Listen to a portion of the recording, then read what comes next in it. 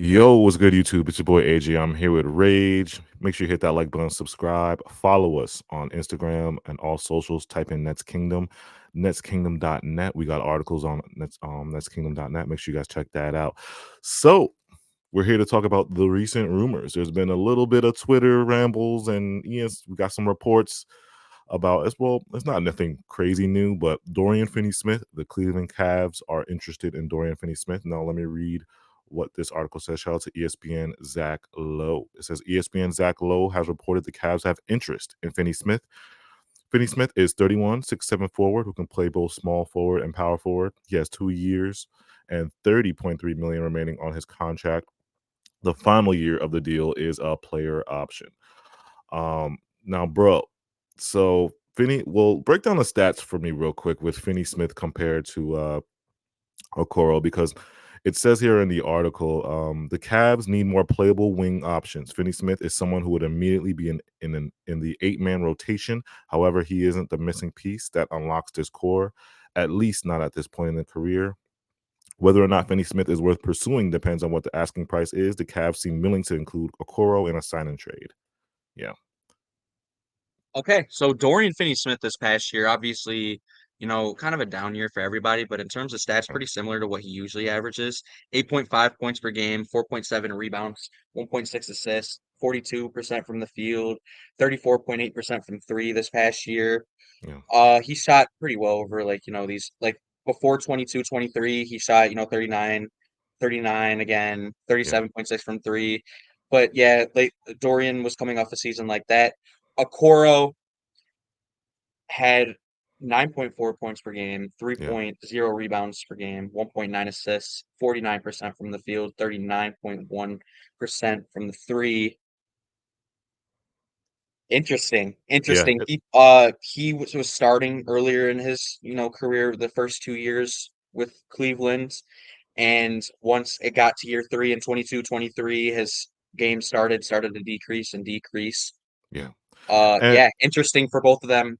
Okoro's got better stats, but we know that he's younger. They're gonna have to pay him in the future. yeah. Dorian Finney-Smith, older, has that playoff experience, can make sense from both sides. And from the report that we heard, Isaac Okoro is an actual guy that It's could an be option. included, Yeah. And I'm and it will be taking this included. because I like to, when we do these videos, bro, I like to look at both sides of the coin, right? Because as a Nets page, as a Nets fan, like Okoro would be good for us because he's 23 years old, he's young, 3 and D type of guy. I know like Okoro, when he first got in the league, was kind of known for a defensive wing that had like capabilities of being a 3 and D guy. Like, I don't think it was all set as soon as he got into the league of him like continuously hitting threes and like timely threes, clutch threes, consistent threes. Every time I watch the Cavs, it's weird because some games Okoro looks great, and some games Okoro gets benched.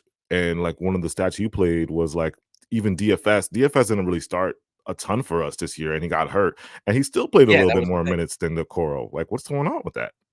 Right. You know?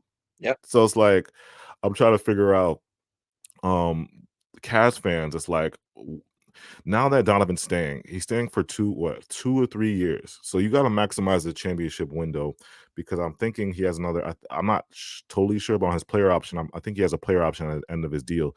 So you could still be in the same situation that you're in this offseason where you're questioning, okay, is Donovan going to stay or is he going to go in the next 3 years? So it's like the Cavs have to do something to make this team better in the East because right now they're probably, you could argue, they're fifth or sixth in the East right now.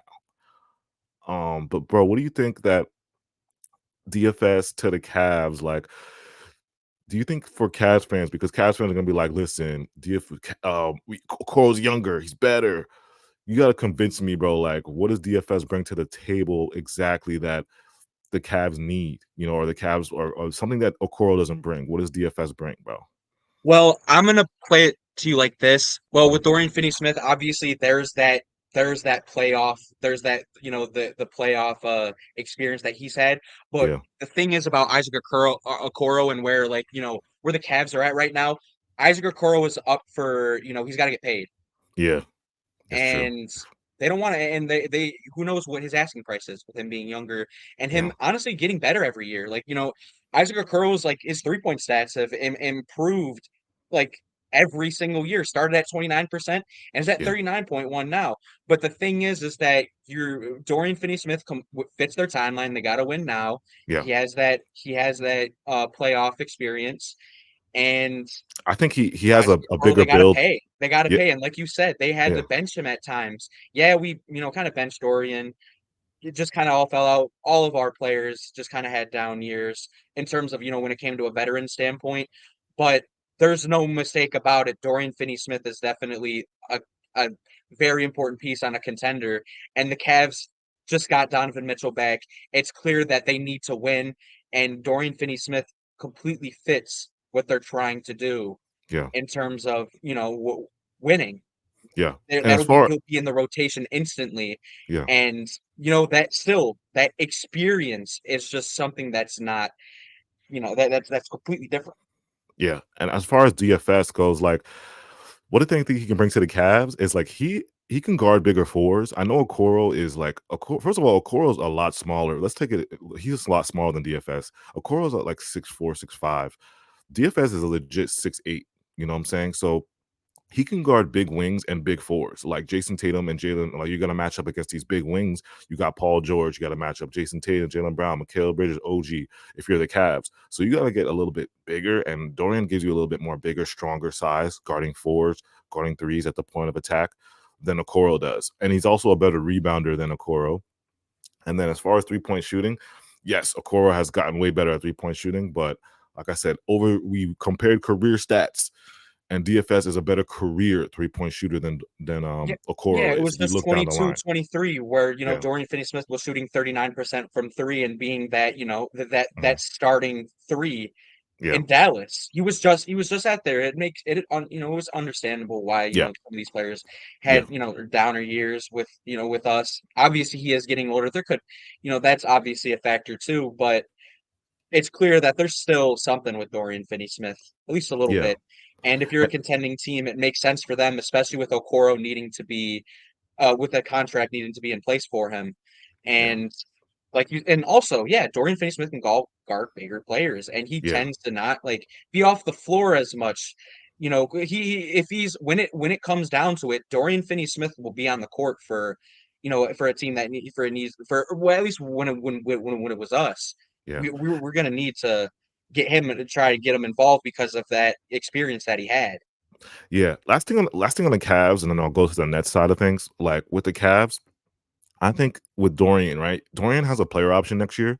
So you could honestly keep Dorian, like see how he plays this year, and then you can decide if you can move off him because, like I said, he only has one more year on his contract. It's not like he has a huge amount, left. So he can either opt in, opt out. If he opts in, you can trade, or if he opts out, you let him go if he's not good for you.